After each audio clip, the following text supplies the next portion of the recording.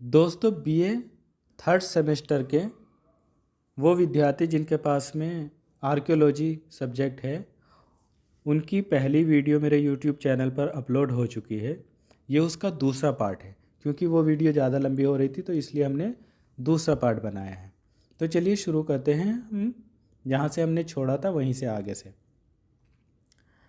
अब हम देखने वाले थे पुरातत्व से संबंधित विषय, उपकरण और मृत्तिका। नंबर 1, उपकरण।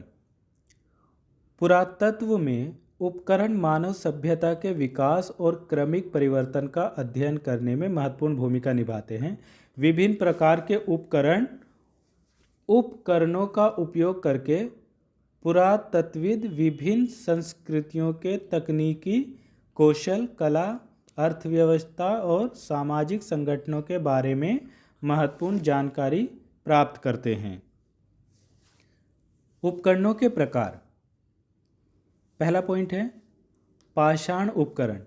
ये उपकरण प्राचीन काल से इस्तेमाल किए जाते रहे हैं और विभिन्न प्रकार की सामग्रियों से बने हैं, जैसे कि पत्थर, हड्डी, लकड़ी और सींग। नेक्स्ट पॉइंट है धातु के उपकरण। कांस्य युग और लोह युग के दौरान धातु के उपकरणों का उपयोग बढ़ने लगा। तांबा, कांस्य और लोहे जैसे धातुओं से बने उपकरणों ने कृषि, निर्माण और अन्य कार्यों को अधिक कुशल बना दिया। अगला पॉइंट है आधुनिक उपकरण।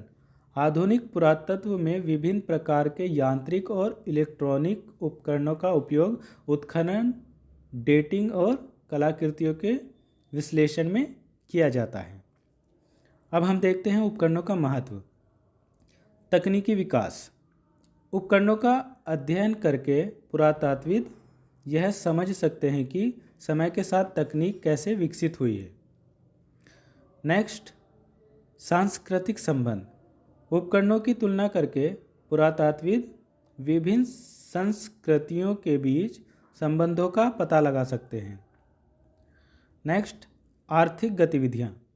उपकरणों का उपयोग करके पुरातत्वविद यह समझ सकते हैं कि प्राचीन लोग कैसे भोजन का उत्पादन करते थे, व्यापार करते थे और निर्माण करते थे। नेक्स्ट, सामाजिक संगठन। उपकरणों का उपयोग करके पुरातत्वविद यह समझ सकते हैं कि प्राचीन समाज में श्रम कैसे विभाजित था। अब हमारा अगला पॉइंट है मृत्तिका। मृत्तिका, जिसे मिट्टी के बर्तन भी कहा जाता है, पुरातत्व में सबसे महत्वपूर्ण कलाकृतियों में से एक है। मिट्टी के बर्तन विभिन्न प्रकार के कार्यों के लिए इस्तेमाल किए जाते थे, जैसे कि भोजन पकाना, पानी और भोजन का भंडारण और मृतकों को जो मृतक होते थे उनको दफनाना। मृत्तिका का महत्व। पहला पॉइंट है डेटिंग। मिट्टी के बर्तनों का उपयोग पुरातात्विक स्थलों को डेट करने के लिए किया जा सकता है, क्योंकि विभिन्न संस्कृतियों में अलग अलग प्रकार के मिट्टी के बर्तन होते हैं। नेक्स्ट पॉइंट है सांस्कृतिक संबंध। मिट्टी के बर्तनों की तुलना करके पुरातत्वविद विभिन्न संस्कृतियों के बीच संबंधों का पता लगा सकते हैं। नेक्स्ट पॉइंट कला और प्रौद्योगिकी। मिट्टी के बर्तनों का अध्ययन करके पुरातत्वविद प्राचीन लोगों की कला और प्रौद्योगिकी के बारे में महत्वपूर्ण जानकारी प्राप्त कर सकते हैं। नेक्स्ट पॉइंट आर्थिक गतिविधियाँ। मिट्टी के बर्तनों का उपयोग करके पुरातत्वविद यह समझ सकते हैं कि प्राचीन लोग व्यापार कैसे करते थे। नेक्स्ट पॉइंट धार्मिक विश्वास। मिट्टी के बर्तनों का उपयोग करके पुरातत्वविद प्राचीन लोगों के धार्मिक विश्वासों के बारे में जानकारी प्राप्त कर सकते हैं। देखते हैं इसका निष्कर्ष क्या निकलता है। निष्कर्ष, उपकरण और मृत्तिका पुरातत्व में महत्वपूर्ण विषय है जो हमें मानव सभ्यता के विकास और क्रमिक परिवर्तन को समझने में मदद करते हैं। इन कलाकृतियों का अध्ययन करके पुरातत्वविद प्राचीन लोगों के जीवन के बारे में महत्वपूर्ण जानकारी प्राप्त कर सकते हैं, जैसे कि उनकी तकनीकी कौशल, कला, अर्थव्यवस्था, सामाजिक संगठन और धार्मिक विश्वास। अब हम लोग देखते हैं अगला पॉइंट जो है शिलालेख, उद्देश्य और प्रकार। सबसे पहले परिभाषा देखते हैं। शिलालेख पत्थर, धातु या अन्य टिकाऊ सामग्री पर उत्कीर्ण लिखित अभिलेख होते हैं।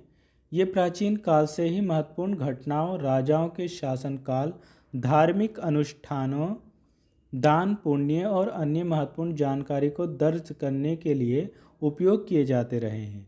उद्देश्य इनका क्या है? शिलालेखों के अनेक उद्देश्य थे जिनमें शामिल है, पहला पॉइंट है ऐतिहासिक जानकारी। शिलालेख राजाओं के वंशावली, युद्धों, विजयों और शासनकाल की उपलब्धियों का वर्णन करते हैं। धार्मिक महत्व, शिलालेखों में धार्मिक ग्रंथों, मंत्रों और स्तुतियों को लिखा जाता था। नेक्स्ट, दान पुण्य का विवरण। दानदाताओं द्वारा किए गए दान और पुण्यों का उल्लेख शिलालेखों में होता था। नेक्स्ट, सामाजिक और आर्थिक जानकारी। शिलालेखों से सामाजिक रीति रिवाजों, व्यापारिक संबंधों और आर्थिक व्यवस्था की जानकारी मिलती है। नेक्स्ट, कला और स्थापत्य। शिलालेखों में अक्सर कलाकृतियाँ और स्थापत्य शैली का भी विवरण होता है। अब हम देखते हैं इनके प्रकार। शिलालेखों को मुख्य रूप से दो प्रकार में विभाजित किया जा सकता है। पहला है स्मारकीय शिलालेख। ये शिलालेख महत्वपूर्ण घटनाओं, राजाओं के शासनकाल और विजयों को स्मरण करने के लिए बनाए जाते थे। अगला है अभिलेखीय शिलालेख। ये शिलालेख दान पुण्य, धार्मिक अनुष्ठानों और सामाजिक रीति रिवाजों का विवरण प्रदान करते हैं। अब हम इनके उदाहरण देखते हैं। पहला पॉइंट है अशोक स्तंभ शिलालेख। सम्राट अशोक द्वारा स्थापित ये स्तंभ शिलालेख बौद्ध धर्म के सिद्धांतों और सम्राट के शासनकाल की उपलब्धियों का वर्णन करते हैं। नेक्स्ट पॉइंट है गिरनार शिलालेख। गुजरात के गिरनार पर्वत पर स्थित ये शिलालेख गुप्त राजाओं के शासनकाल की जानकारी प्रदान करते हैं। नेक्स्ट, खजुराहो मंदिर शिलालेख। मध्य प्रदेश के खजुराहो मंदिर में स्थित शिलालेख इन मंदिरों के निर्माण और शिल्पकला का विवरण देते हैं। अब हम शिलालेखों का महत्व देखते हैं। शिलालेख पुरातत्व के लिए महत्वपूर्ण स्रोत हैं। इनसे हमें प्राचीन काल के इतिहास, समाज, धर्म, कला और स्थापत्य के बारे में जानकारी मिलती है। निष्कर्ष क्या निकलता है ये देखते हैं। शिलालेख प्राचीन काल के महत्वपूर्ण दस्तावेज है। इनसे हमें प्राचीन सभ्यताओं के बारे में अनमोल जानकारी मिलती है। पुरातत्वविदों के लिए शिलालेख अत्यंत महत्वपूर्ण होते हैं क्योंकि इनसे वे प्राचीन काल के इतिहास और संस्कृति को समझने में सक्षम होते हैं।